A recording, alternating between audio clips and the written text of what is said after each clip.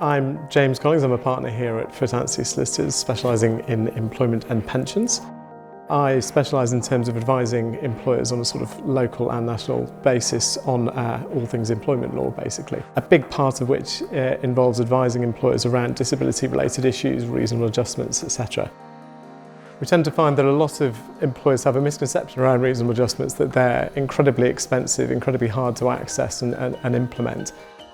There's also a broad misconception around the fact that essentially what a reasonable adjustment means is that basically they have to allow the person not to do the full job, which isn't actually the case at all. I think it's important to remember when we're talking about reasonable adjustments, depending where you get your figures from, the average cost of a reasonable adjustment is somewhere between £30 and £100 odd. We're not talking mega bucks for quite a lot of the time. But again, a lot of people are a bit lost and don't understand that there are resources out there like Access to Work that can provide funding to help with reasonable adjustments, and lots of various charities out there that provide that funding and support as well.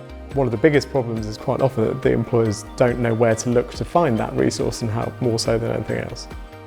Over the last 12 months, I've been working closely with the Beacon project, which I think is a wonderful opportunity for employers, particularly in this region and beyond, to gain a much better insight into disability and understand the options and benefits around employing disabled people.